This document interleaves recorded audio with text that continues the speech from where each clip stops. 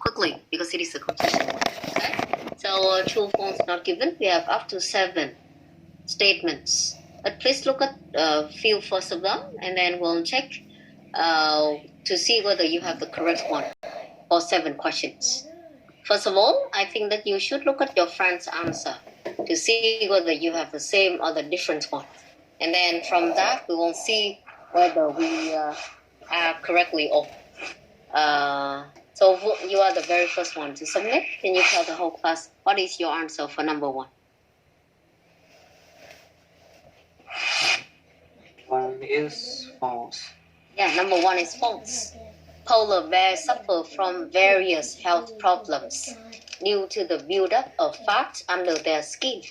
Can you show me the clue why you say that this one is false? Clue nằm ở cuối đoạn 1. Ở 2 câu cuối nói chung là a polar bear experiences no such consequences. Ok, trong này của họ thì ở phía trước họ có nói với các bạn đoạn 1 nhé. Humans with comparative levels of adipose tissue would be considered obese and would be likely to suffer from. Và từ đó thì họ sẽ có bệnh này bệnh kia. Nhưng mà polar bear thì chưa có, tức là người ta không ghi nhận bất kỳ một cái consequences nào. Đúng không? Nên câu 1 của các bạn thì nó bị đối lập rồi, nên 1 sẽ là false. Ok, number 2 please. False. Yeah, number 2 is also false. The study done by Liu and his colleagues compared different groups of polar bears. Again, why it is false? Bởi vì cái study này compare genetic structure of brown bears.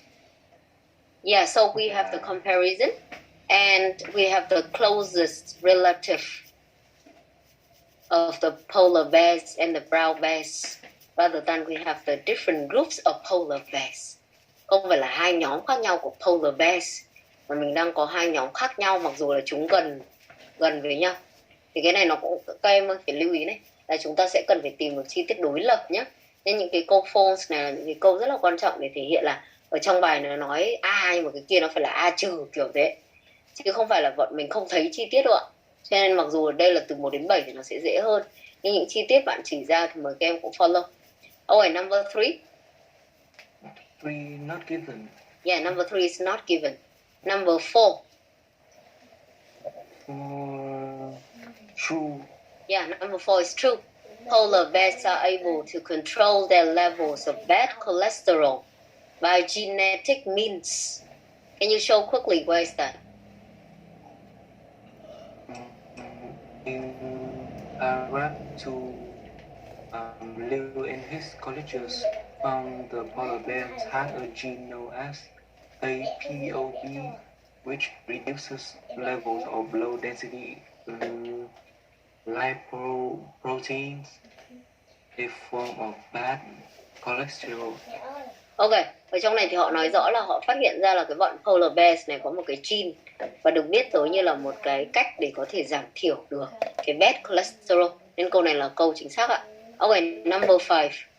Number 5. Yeah, number 5 please. Number 5 true. Yeah, number 5 is true. Female polar bears are able to survive for about 6 months without food. So even this one is easy, but please identify the keyword. Like we are talking about the female polar bears survive 6 months and without food. In this one that I think you can find it pretty easily. In the next paragraph, female polar bears, however, undergo extreme conditions during every pregnancy. And this process results in about 6 months of fasting, where the female bears have to keep themselves and their cubs alive, depleting their own calcium and calorie reserve. Despite this, their bones remain strong and dense. Có cái hoạt động ở trong này người ta gọi là fasting ấy. Ở một vài culture nếu các bạn có bạn bè hoặc các bạn có đọc, các bạn sẽ thấy là họ có một ngày, hoặc có những người họ theo chế độ diet chứ không phải theo nền văn hóa, tức là có nhiều lý do, nhưng họ sẽ có cái fasting thì họ sẽ không ăn uống trong vòng 24 giờ. Và cái việc này thì được tin tưởng là ví dụ bạn cô ngày xưa ấy, thì bạn ấy là người Indo và bạn ấy sẽ có một ngày và trong tháng mà bạn ấy phải fasting như vậy thì cái bữa ăn sáng đầu tiên sẽ vào lúc 4 giờ sáng và từ đó đến hôm sau thì sẽ không ăn nữa. Thì trước đó thì cũng phải ăn uống một chút, thì còn nếu không thì không thể nào mà làm việc hoặc là học tập hiệu quả trong ngày được. Hoặc có những bạn mà các bạn sẽ thấy là theo cái chế độ diet thì họ cũng làm việc này.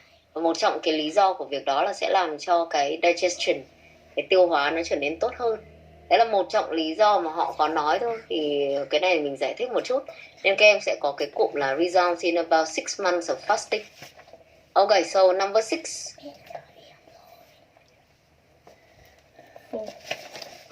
Six false. Yeah, number 6 is false. It was found that the bones of female polar bears were very weak. Thì vừa nãy bọn mình đọc luôn cái chi tiết này rồi. Là bones của chúng vẫn rất là strong và dense, chứ không phải là very weak. Thì đây là cái cụm mà đối lập. Nên số 6 của các bạn là false. And the last one, number 7, please. 7 true. Yeah, number 7 is true. The polar bear's mechanism for increasing bone density could also be used by people one day. Cái cách của bọn này để tăng cái độ đặc của xương ấy, không phải bị xương bị kiểu loãng xương ấy các bạn, thì người ta gọi là increase bone density và có thể được sử dụng trong con người một ngày nào đó, đúng không? Và các bạn sẽ thấy nó ở đoạn sau. Ở trong này của bọn mình nó ở đoạn số 4. Thì có một physiologist found an explanation for this paradox. They discovered that pregnant bears vân vân. Và sau đó thì người ta có nói là cái if the mechanism of bone remodeling in polar bears can be understood, many bear-ridden humans, even astronauts, could potentially benefit. Thì đây là nói về cái việc mà con người có thể được lợi ích từ cái việc này là gì. Cái từ bedridden này của các bạn ấy, các bạn cũng có thể đoán được một chút. Tức là những người mà phải nằm ở trên giường bởi vì bị ốm hoặc là bị già rồi, không thể di chuyển được vì đang ốm quá thì mình phải nằm trên giường bệnh ấy. Hoặc là những người già thì họ cũng không có khả năng di chuyển được nhiều nữa, thì người ta sử dụng cái tính từ là bedridden. Đây cũng là một từ khá tốt mà các em cần phải nắm được. Như vậy xin nhắc lại câu cuối cùng của đoạn số 4 là nếu cái hệ thống này có thể hiểu được, có thể nghiên cứu được tốt hơn, thì những cái người mà đang bị ốm đau bệnh tật hoặc già rồi phải nằm trên giường bedridden và những người astronauts thì có thể được hưởng lợi từ cái kết quả này. Vì những người đó là có thể xương của họ là bị loãng nhiều này, rồi là có thể gây ra cái phần bệnh tật nhiều hơn. Okay, so thank you very much. Once again, now let's look at your answers. Number 1 false, 2 false, 3 not given, 4 true, 5 true, 6 false, and 7 true. For the last one, from 8 to 13, we have to fill in with one word. So I would like you to look at the words that you fill in. And if anything is not clear, please ask. I would not ask you for finding the clue for this. Number 8, violent. Number 9, tool. Number 10, meat. Number 11, photographer. Number 12, game. And number 13, frustration.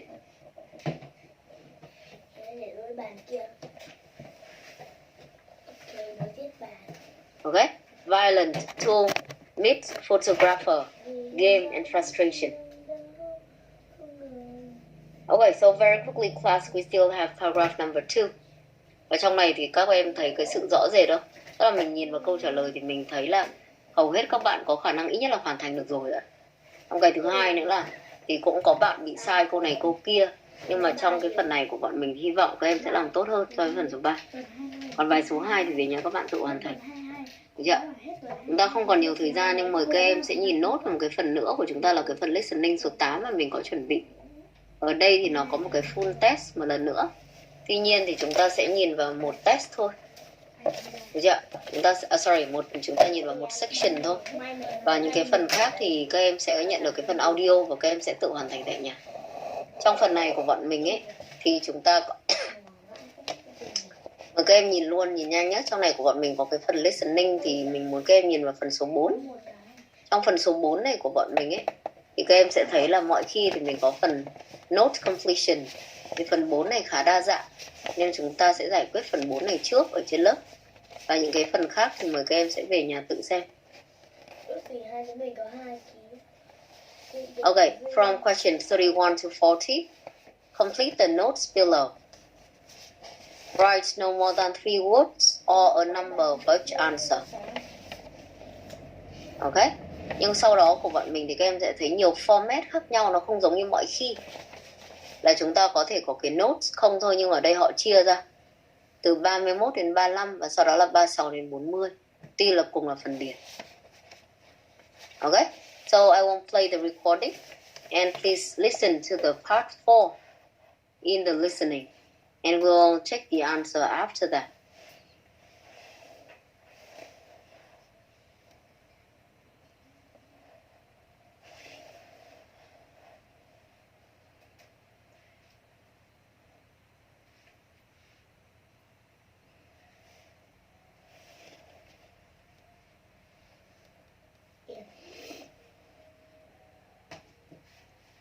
Bắt đầu là tí luyện tập tiếng Việt trước.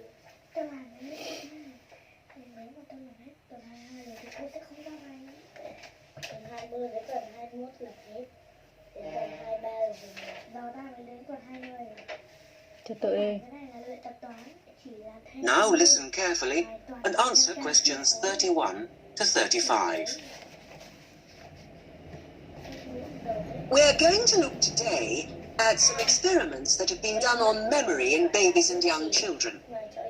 Our memories, it's true to say, work very differently, depending upon whether we are very old, very young, or somewhere in the middle. But when exactly do we start to remember things? And how much can we recall? One of the first questions that we might ask is, do babies have any kind of episodic memory? Can they remember particular events? Obviously, we can't ask them, so how do we find out?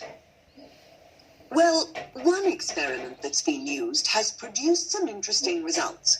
It's quite simple and involves a baby in its cot, a colourful mobile, and a piece of string.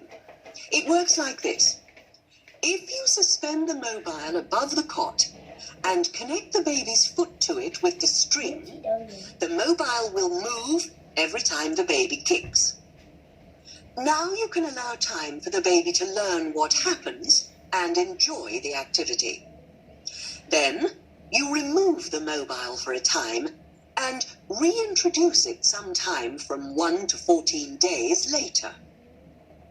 If you look at this table of results, at the top 2 rows, you can see that what is observed shows that 2-month-old babies can remember the trick for up to 2 days, and 3-month-old babies for up to a fortnight. And although babies trained on one mobile will respond only if you use the familiar mobile, if you train them on a variety of colours and designs, they will happily respond to each one in turn. Now, looking at the 3rd row on the table, you will see that when they learn to speak, babies as young as 21 months demonstrate an ability to remember events which happened several weeks earlier. And by the time they are 2, some children's memories will stretch back over 6 months, though their recall will be random, with little distinction between key events and trivial ones. And very few of these memories, if any, will survive into later life. So, we can conclude from this that even very tiny babies are capable of grasping and remembering a concept. Look at questions 36 to 40.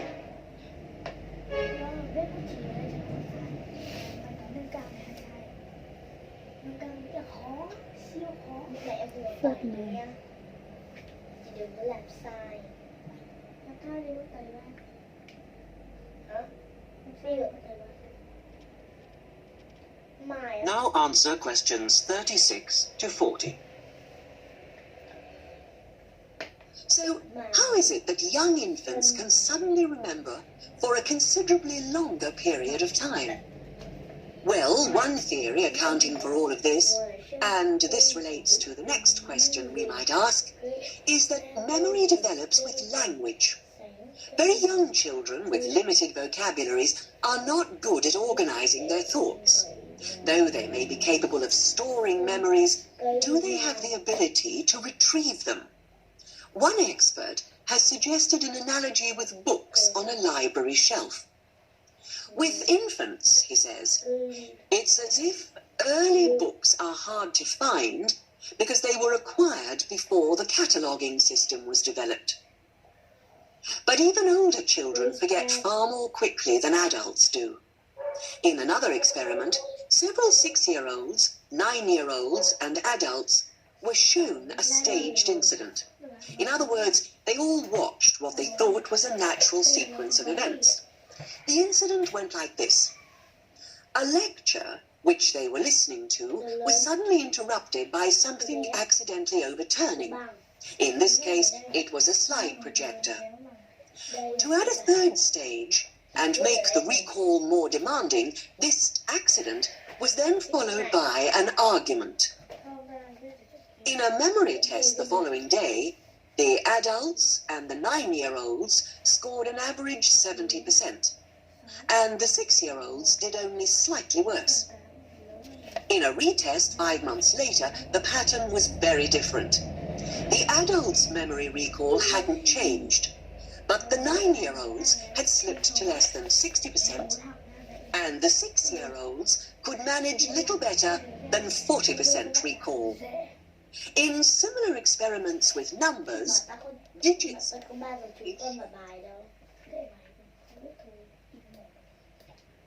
That is the end of section 4. You now have half a minute to check your answers.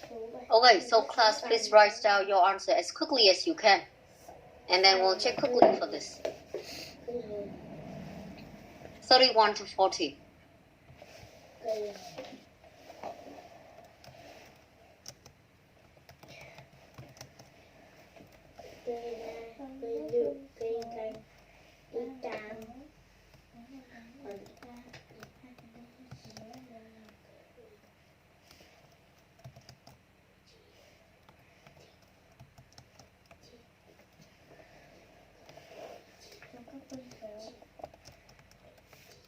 Mẹ ơi mẹ, cô giáo bảo là cô giáo bảo là hết tuần 22 thì cô sẽ không ra bài tập vào Tết nữa. Cô hứa rồi. Vậy nên con lại nghỉ chơi. Trong các phân số 7 và 5, 9 và 6 là phân số bí lên một. Gây ổn định.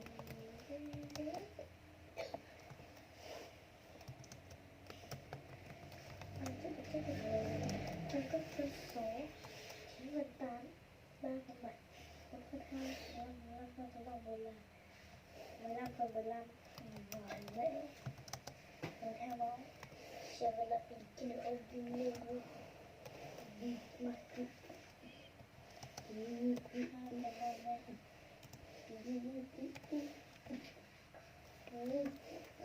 Nhắm mắt lại làm được không? Làm rồi, không được. Em làm bài này rồi, em vừa làm ở đây xong. Làm hết cái này như sao? Cái đấy cô giáo là không phải làm tuần 19 đâu, mà tuần 20, 21, 22 rồi. Cái thứ là vợ chồng dành dấu tích vào ô chữ đáp án đúng. Hoa ngọc là hoa ngọc hoa ngọc hoa ngọc lan có màu gì? Hoa ngọc lan hoa ngọc lan chữ hoa ngọc lan có màu gì? Mẹ ơi, cái này được thêm bằng chỉ sợ là tươi, vàng ruộng, trắng tươi. Thế đây chị dạy em này mới này.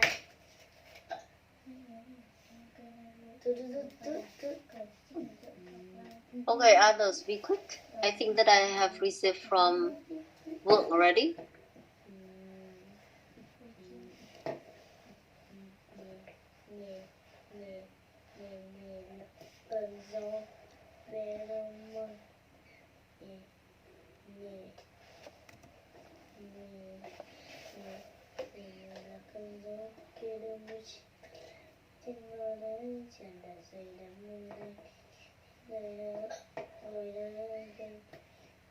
Okay, now you can compare your answers with your friends very quickly, I think.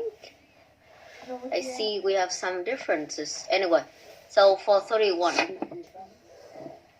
particular events. So for example, Trang, you got events already. Nó hơi đáng tiếc em ạ, bởi vì nó phải là events, là số nhiều, chứ còn em chỉ có một event không thì em sẽ không có điểm. Okay. And class, once again, particular events or events both are accepted. 32, we have string, not stream. Ôi, có nhiều bạn viết stream quá. Trong này của chúng ta là string lại không có SC. Ok, bạn Vượng thì đã nghe được rồi nhưng mà lại có SC ở trong này. Ok, 32 string. 33 14 days. Có bạn ở đây chỉ viết mỗi 14 thì viết 14 gì em? 14 ngày em, 14 tuần hay gì đấy. Trời ơi, tóm lại là mất điểm quá nhiều luôn. 14 days. 34 we have is 2 weeks or fortnight. Fortnight or 2 weeks. 35 6 months. 36 language. 37 we have pretty a lot of ideas here. It could be retrieve, không phải là retreat ạ. Retrieve. Có thấy pronunciation quan trọng không? Retreat is different. Retrieve is the correct one. Or you can have recall. Retrieve or recall. Rồi, hầu hết các bạn đều chọn retrieve. Trừ bạn Vượng ra là người viết chính xác spelling, còn các bạn khác sai hết này. 38 is argument or an argument. And the last one, 39 is, no, not the last one. 39 is 70% and 40 is 40%. Mời các bạn nhìn lại nhanh ạ. 31 events or particular events. 32 string.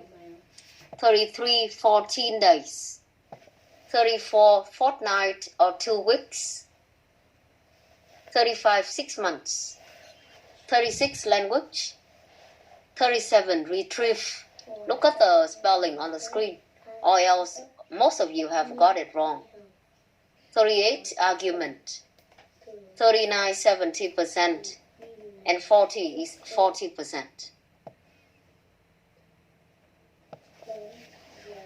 Okay, class, we still have pretty a lot for this test number 14, but then I will send you the audio for that. Try to practice as much as you can, especially the one that you have the plan for the test in the near future. Because if we do not practice, we are not able to do it as quickly and as effective like even now when we are doing together. Before you can leave the class, remember that next time it is the very last one in terms of task 1. Okay? And if you have any question for task 1 or task 2, please ask in the next time because it is the last lesson that we have in the class for the writing one. Okay, so it is enough for today. I will stop the lesson here and we are going to see each other in the next one.